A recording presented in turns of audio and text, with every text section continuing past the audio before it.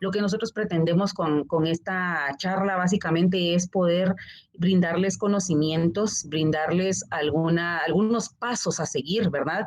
Cuando se presenta la enfermedad y en este caso, pues coronavirus, ¿verdad? Entonces, pues para empezar, lo que yo quiero que ustedes sepan es que coronavirus es un virus que existe desde hace ya mucho tiempo. Es un virus que pues nosotros lo conocemos que es causal de pues procesos respiratorios como desde un resfriado común hasta una neumonía, por ejemplo, esto en los niños. Y pues la familia de coronavirus es bastante grande, ¿verdad? Decimos familia porque son varios virus. Y en este caso, pues el virus que ahora nosotros conocemos pertenece a esta familia. Tiene la característica, ¿verdad?, de que pues alrededor tiene unas espigas que a ello le atribuyen el nombre de coronavirus, ¿verdad? Y pues la nueva cepa nosotros la denominamos como coronavirus 19. Básicamente, 19 porque se detectó a finales del año 2019 y pues en este caso, ¿qué es lo que hace el virus, verdad? Esto es importante saberlo porque pues es el porqué de que nosotros nos enfermemos, ¿verdad? Lo que el virus genera en nuestro cuerpo, en el tejido que invade, ¿verdad? Es una inflamación y básicamente el principal órgano afectado van a ser, en este caso, los pulmones, ¿verdad? El principal órgano, decía yo. Entonces, ¿esto qué quiere decir? Quiere decir que puede afectar otros órganos también, otros tejidos. Y entonces por esa razón es importante saber que pues los síntomas van a variar de persona a persona. A mí puede que me dé un problema respiratorio, pero a otra persona le va a dar diarrea, por ejemplo. Pues puede ser que yo no tenga ni un solo síntoma, pero sí sea positiva. O sea que a eso vamos, ¿verdad? Que es muy importante recordar que nosotros no vamos a, digamos, expresar la enfermedad igual que todas las demás personas, ¿verdad? Eso es importante, es bien variable. Entonces, comúnmente, principalmente, lo que viene a afectar este virus es la función respiratoria, produce una dificultad respiratoria aguda. Lógicamente, yo no voy a sentir ahorita, ¿verdad?, que me quedo sin aire, sino que va a ser progresivo. ¿Qué quiere decir progresivo? Que en los primeros 3 días voy a empezar con dificultad para respirar, pero no va a ser tan agresiva. Y conforme vayan avanzando los días, voy a empezar a magnificar la dificultad para respirar. Entonces, pues, por esa razón es importante saber reconocer nuestro cuerpo. Nuestro cuerpo nos habla, ¿verdad? Nos dice cuando está mal, cuando algo está mal. ¿Y qué es lo que pasa? Que pues a veces le hacemos oídos sordos, ¿verdad? Entonces, pues por esa razón es importante, vamos a hablar adelante de cuáles son los síntomas, ¿verdad?, más comunes, para que pues nosotros cuando los presentemos, pues no es que nos alarmemos, ¿verdad?, sino que podamos saber actuar. Básicamente, pues sabíamos, ¿verdad?, que pues los animalitos como el murciélago y el armadillo pues poseen este virus, o sea, portan el virus. Y pues sabemos de que hay lugares asiáticos en los que pues los consumen, ¿verdad? Es como que nosotros aquí consumimos pollito, ¿verdad? Entonces pues es la misma historia. Solo que en este caso pues los animalitos estaban contaminados y pues esto esparció el virus, ¿verdad? Lógicamente pues de persona a persona. Con la migración, ¿verdad? Pues esto vino a facilitarse mucho más. Básicamente al inicio de toda esta enfermedad se conocían las dos cepas, ¿verdad? La cepa L y la cepa S, y pues esas eran las principales que estábamos nosotros pues viendo, ¿verdad? La cepa L, que era la más agresiva, pues eran las que nosotros estábamos atendiendo en los hospitales. La cepa S, pues era aquella cepa en la que pues la familia estaba en casa, no tenía quizá muchos síntomas y pues estaba bien, ¿verdad? Entonces ahí la respuesta del por qué, porque mucha gente pregunta, pero es que ¿por qué? Hay personas que en su casa con tecitos naturales se curó y pues hay otros pacientes que se van al hospital. Esa es la razón, ¿verdad? Y ahora creo yo que todo el mundo está atento a las noticias, ¿verdad? A la información, que pues últimamente en Europa, en Brasil, por ejemplo, encontraron cepas nuevas, cepas más virulentas le llaman. Y cuando nosotros hablamos en microbiología, en medicina, de virulencia, ¿a qué nos referimos? A la facilidad de transmisión. Este virus es altamente virulento, se transmite muy fácil. Por esa razón es necesario seguir las medidas de protección, de prevención que nos sugieren, ¿verdad? Para poder entonces evitar el, pues, padecer la enfermedad. Y ahora en Guatemala, pues hace unas semanas, pues tras estudios también se descubrieron que pues tenemos cepas nuevas, ¿verdad? Muy fáciles de atacar a los jóvenes, muy fáciles de enfermarlos de forma grave. Entonces, por eso es nuestra preocupación, por eso es que pues ahora estamos tratando de difundir lo más que se puede la información para que pues toda la población guatemalteca sepa en realidad cómo actuar, ¿verdad? Este virus, como ustedes lo pueden ver en la imagen, en la foto, ¿verdad? Todas esas espigas en color rojo, pues son las coronas, ¿verdad? Que se adhieren al tejido del cuerpo. Por ejemplo, en este caso, el pulmón, ¿verdad? Y pues, ¿cómo se desarrolla la enfermedad, verdad? En este caso, pues básicamente el pulmón, ¿verdad? Que era lo que yo les decía, principalmente el pulmón. El contacto del virus es el primer paso, digamos, para la enfermedad. Y pues ya todos sabemos que si yo no uso mascarilla, que si yo no uso lavado de manos o no uso, por ejemplo, el alcohol en gel, entonces pues es fácil que el virus pueda entrar por mi vía respiratoria, ¿verdad? Y entonces pues enfermarme. Vamos a ver, por ejemplo, acá que nosotros tenemos conocimiento de que el virus, como ustedes pueden ver ahí en la imagen, pues tiene en esas espigas una proteína y esa proteína es la que funciona como pegamento, ¿verdad? Para que se pegue el virus en mis mucosas, fosas nasales, por ejemplo, que es la principal vía de entrada, y la boca, ¿verdad? Entonces, pues mucha gente pregunta, mire, ¿será que funcionan estas mascarillas que solo va en la nariz? ¿Será que yo me puedo bajar la mascarilla aquí? Y es la principal vía de entrada, ¿verdad? Por esa razón es importante recordar el uso adecuado de la mascarilla. Pues aparte de la vía respiratoria, que serían las fosas nasales, la boca, la garganta, los pulmones, tenemos que entender que el virus también puede pegarse, adherirse a la mucosa del intestino, intestino delgado, intestino grueso, estómago, páncreas, hígado, también puede afectar los riñones. Entonces, pues por esa razón es importante saber que en algún momento dado, pues yo no voy a presentar síntomas únicamente respiratorios, sino que también puede haber una presencia también de un trastorno digestivo, ¿verdad? Como por ejemplo la diarrea, que es lo más común y que era lo que yo les mencionaba hace un rato. Entonces, pues básicamente el virus tiene como trabajo inflamar nuestro cuerpo, inflamar nuestro tracto respiratorio. Por esa razón es que muchas personas tienen dificultad respiratoria y esto en base a qué tan fuerte, qué tan grave es la inflamación, pues de ahí depende qué tanto yo necesito, por ejemplo, oxígeno, qué tanto yo necesito aparatos que metan básicamente el aire a mis pulmones con cierta presión, con cierta fuerza, porque pues yo no puedo, mi pulmón está muy inflamado y él no puede hacer ese trabajo, ¿verdad?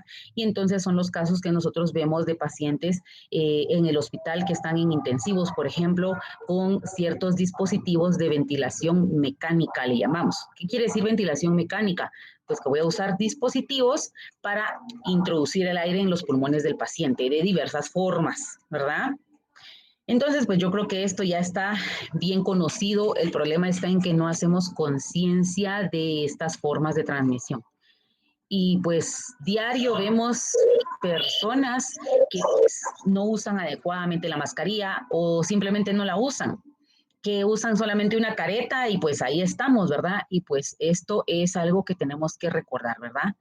La forma de transmisión de este virus es por medio de aerosoles, el contacto de persona a persona, ¿verdad? Por esa razón es importante, ahorita que hablo del contacto de persona a persona, es muy importante que yo pueda comentar, perdonen aquí que hay un poco de bulla afuera de mi casa, disculpen, solo voy a mejor ponerme los audífonos porque creo que no me van a dejar, eh, perdonen un ratito. Ay, disculpen. No sé si me escuchan bien, perdonen. Ahorita acabo de hacer el cambio. Sí, doctora, se escucha bien. A ver, gracias, muy amable. Perdonen la interrupción. Pues yo les comentaba el contacto de persona a persona. He visto ahora, en estos últimos días, creo yo, igual que el año pasado, cuando empezó toda la pandemia, personas en la calle con guantes. ¿Está recomendado sí o no? No, preferiblemente no lo usen. ¿Por qué? Porque pues le da la falsa idea a la persona de que está protegida. Pero ¿qué es lo que pasa? Tengo puestos los guantes y como yo ya estoy protegido, sí, pero solo mis manos. Si yo toqué superficies, abrí la puerta de algún lugar para entrar, salí, me rasco la cara, me arreglo la mascarilla, sin haberme lavado los guantes, las manos con los guantes puestos, ¿verdad? Entonces no me sirve de nada. Por esa razón es mejor descartar los guantes y mejor usar las manos libres. ¿Por qué? Porque entonces esto me recuerda siempre que tengo que usar cada vez que contacto alguna superficie alcohol en gel, por ejemplo. Entonces, esto es importante porque yo he visto muchas personas en la calle con guantes y digo yo, no, hombre, es que no es necesario. Y de paso, pues me da la falsa idea de que estoy protegido y de todas formas hago lo mismo. El guante contiene, pues, bacterias, virus y en este caso puede tener coronavirus. Y pues si yo me toco el pelo, si yo me rasco la nariz y me arreglo la mascarilla, ¿qué hice? Ya impregné mi cara, mi pelo, todo, ¿verdad? Con el virus. Entonces, por esa razón no se recomienda el usar los guantes, ¿verdad? Y, por ejemplo, acá el contacto de mucosas con manos contaminadas, otra vez, ¿verdad? Vamos a la calle y empieza el nerviosismo, y me empieza a picar la nariz, me pican los ojos, me pica el pelo, todo me pica. Ojo, ¿verdad? Tenemos que recordar, la mente es poderosa, no me van a dejar mentir los psicólogos que están acá en la reunión conmigo también y pues nos sugestionamos, nos ponemos nerviosos, todo me empieza a picar y empiezo a rascarme, tranquilícese, ¿verdad? Tranquilícese, recuerde que entre menos usted toque las partes de su cuerpo, el pelo, la cara, todo, es mejor, ¿verdad? Y pues en el caso de la vida, digámoslo así, del virus en ciertas superficies, por ejemplo, como el plástico, llega a vivir hasta 72 horas, que es lo que hemos estudiado, y en el cartón, por ejemplo, 24 horas. Por esa razón es que muchas personas, muchas tiendas, por así decirlo, pues han optado mejor por bolsas de papel, porque el virus dura menos tiempo vivo en esa bolsa, ¿verdad? Pues, y por esa razón es que se recomienda limpiar las superficies, ¿verdad? Pero ¿con qué? Con cloro, con amonio. Simple y sencillamente con una limpieza normal, con, por ejemplo, desinfectantes, con, por ejemplo, rociar alcohol en spray, en aerosol, está bien, ¿verdad? En algún momento dado, por ejemplo, limpiar el piso con amonio también es muy, muy favorable. Entonces, vamos a ver el por qué es importante usar la mascarilla, ¿verdad? Yo creo que esto lo hemos visto una y mil veces, pero yo creo que de todas formas se nos olvida, porque sigo viendo gente en la calle sin mascarilla, usándola mal. Entonces, pues, por ejemplo, acá, las microgotas, que es lo que nosotros siempre, siempre hablamos, microgotas. Cuando yo toso, cuando yo hablo, cuando estornudo, puedo expulsar ciertas gotas de saliva. Y cuando toso o estornudo, pues pueden salir también algunas microgotas o moquito, por ejemplo, de la vía respiratoria del pulmón. Entonces, por esa razón es que, por ejemplo, nosotros hablamos de la distancia, ¿verdad? ¿Por qué 1.5 metros? Si se puede más, mejor. Porque pues si yo estornudo, si yo toso, puedo expulsar las partículas hasta, por ejemplo, 1 metro de distancia. Por esa razón se usa este 1.5 metros de distancia entre persona a persona cuando vamos a una tienda, por ejemplo. En este caso, este es el uso correcto de la mascarilla. Por ejemplo, en el caso de nosotros de personal de salud, pues usamos mascarilla bien colocada. Por ejemplo, algunos pues optamos por ponernos sellada, ¿verdad? La mascarilla y entonces respirar a través de la mascarilla. Ese es el objetivo de la mascarilla. No que el aire entre por los lados, ¿verdad? Porque entonces no está filtrando el aire. La mascarilla nos sirve para que el aire esté filtrado y entonces llegue sin virus a mi pulmón. Los lentes, por ejemplo, de protección nos ayudan mucho a librar nuestros ojos, nuestra mucosa de los ojos, para que no tenga acceso el virus a la mucosa. Y la careta que también nos ayuda a reducir, pero ojo, entonces, ¿será que puedo usar solo la careta? No. ¿Será que puedo usar solo los lentes? Tampoco. ¿Puedo usar lentes, careta, mascarilla? Perfecto, porque estoy tratando de reducir la presencia del virus cerca de mucosas o que entre, ¿verdad? Por estas mucosas a mi cuerpo. Entonces, pues no somos exagerados, somos en realidad personal que nos queremos cuidar. Como ustedes pueden ver, pues este es el traje que nosotros usamos comúnmente en el hospital. Es un traje que pues está básicamente sellado por todos lados, no hay contacto del aire, por así decirlo, con nuestra piel, como ustedes lo pueden ver. Entonces, la verdad es de que pues sí es incómodo, ¿verdad? Para nosotros como personal de salud es incómodo usar este traje. Entonces, pues yo les cuento esto porque el que usted use una mascarilla sencilla, digamos, como la que usted tiene que usar en casa, pues no es tanto trabajo, de verdad, se lo suplicamos mucho. Como parte del personal de salud que elaboramos en el Hospital Temporal de COVID de Quetzaltenango, CEFEMER, de verdad es algo que nosotros queremos que ustedes nos apoyen, ¿verdad? Haciendo, porque como bien decía Alan, pues estamos saturados, muy, muy saturados. Los periodos de incubación. Mire, doctora, ¿cuándo me tengo que hacer la prueba? El virus del COVID se ha estudiado que más o menos dura entre 14 días, incluso hasta 27 días, para poder ya presentar la persona síntomas, ¿verdad? Entonces, ¿cuándo me hago yo la prueba para que en realidad, si yo estoy negativo, pues sea negativa, o si yo estoy positivo, pues sea positiva?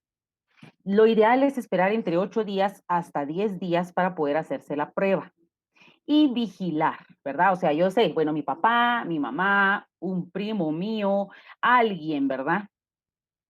Con quien yo tuve contacto, me acaba de llamar 5 días después de que estuvimos en una reunión que pues tiene COVID.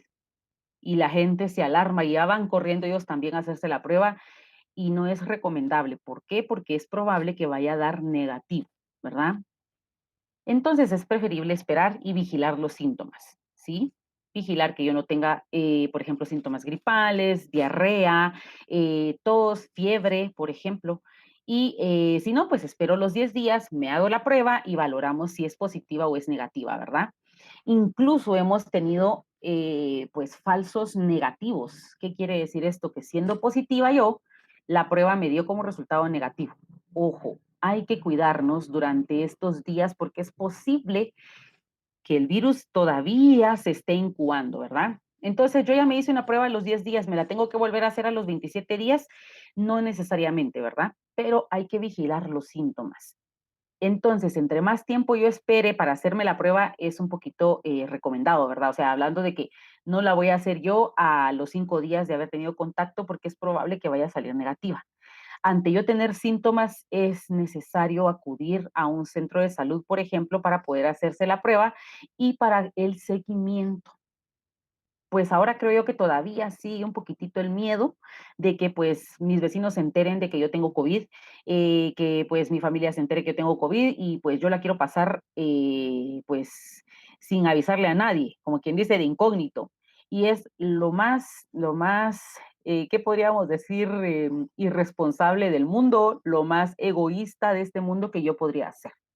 ¿Por qué razón? Porque no solo soy yo estoy enfermo o enferma, pero y entonces mi familia, mis vecinos, las personas con las que yo voy a entrar en contacto en el mercado, por ejemplo, porque voy a ir al mercado, voy a ir al supermercado, voy a ir a la tienda, ¿qué queda de ellos entonces, verdad? Entonces, pues en este caso es reportar, ¿verdad? El posible contagio y entonces pues seguir, ¿verdad? Una vigilancia estrecha.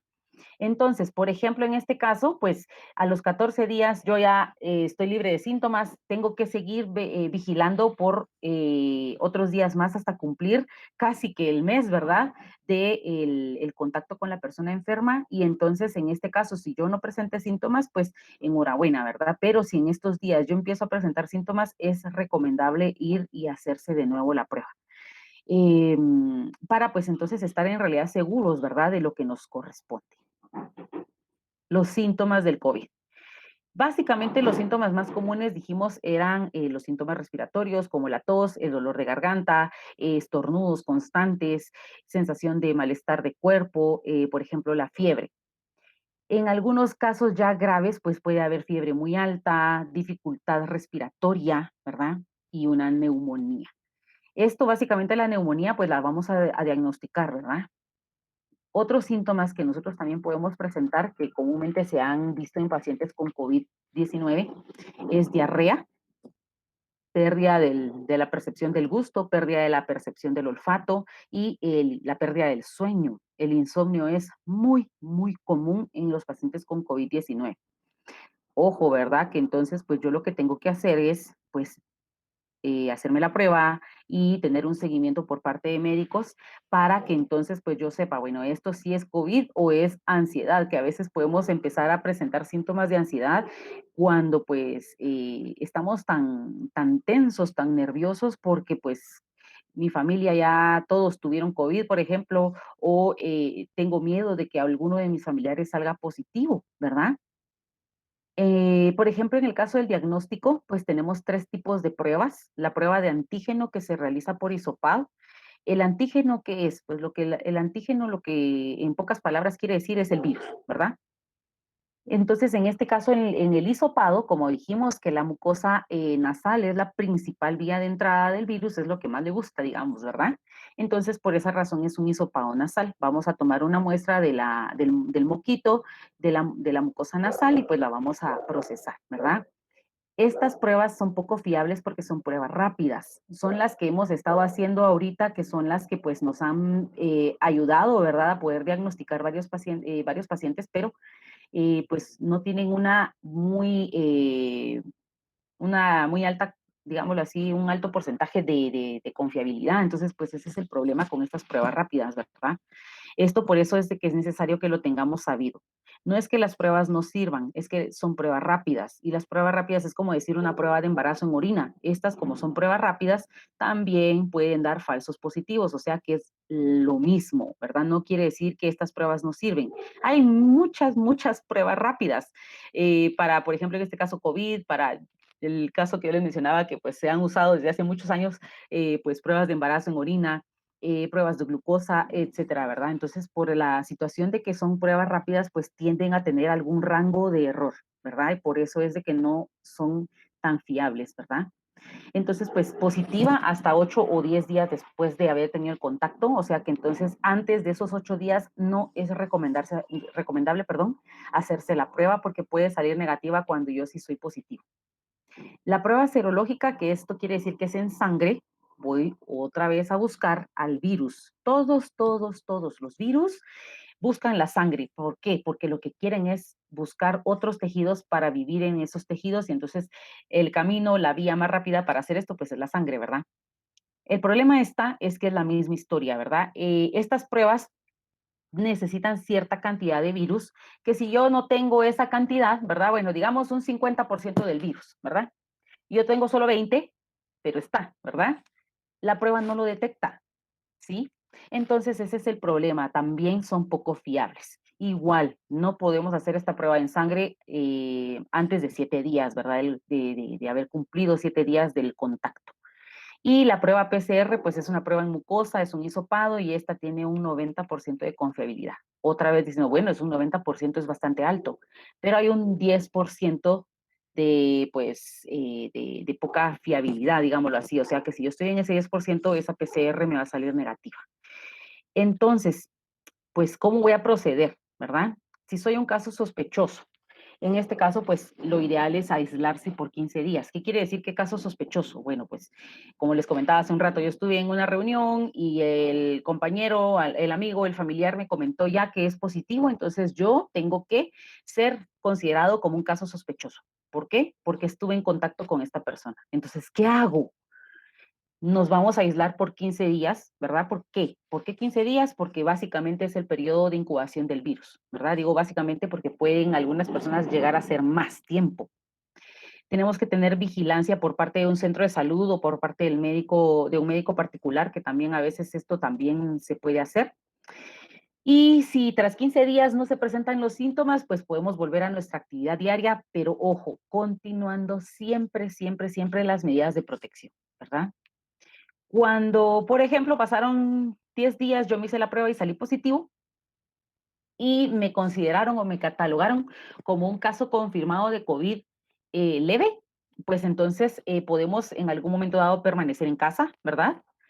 Y tenemos que tener el aislamiento durante toda la enfermedad, los síntomas, ¿verdad? Y el día que yo dejé de tener síntomas, ya no tengo fiebre, ya no tengo diarrea, ya no tengo tos, ya no tengo ni un solo síntoma, 2 semanas después es lo recomendable que todavía yo tenga aislamiento. ¿Por qué? Porque lo que yo quiero es que mi cuerpo termine de eliminar lo más posible el virus de mi sangre para que yo no sea un riesgo para mi familia, ¿verdad? tengo que seguir con un tratamiento y monitoreo médico en la casa, ¿verdad? Si es que lo amerita. Lo ideal es hacer estudios de radiografía, algunos estudios de sangre para poder saber cómo va mi cuadro, ¿verdad? Mi caso. No es de que yo me llevo mi kit del centro de salud a la casa y pues ojalá que nunca más me vuelva a topar con los del centro de salud. Jamás, por favor, es importante que ellos nos den un seguimiento y, por ejemplo, pues si no me lo dan ellos, pues yo puedo buscar algún médico particular que sí trabaje con COVID, ¿verdad? Para pues dar este tratamiento. Y tras la cuarentena, tras el aislamiento, pues entonces continuar siempre con las medidas de protección. ¿Por qué si ya fui positivo? El problema está en que el pulmón siempre queda con cierta susceptibilidad, facilidad de enfermarse otra vez. No solo de COVID, ¿verdad? Porque la inmunidad, pues más o menos se habla de 3 meses, pero también puede afectarme más fácilmente cualquier otro virus o una bacteria. Entonces, por esa razón es importante continuar las medidas de protección. Y un caso confirmado como moderado o severo no puede quedarse en casa. Tratamiento hospitalario, ¿verdad?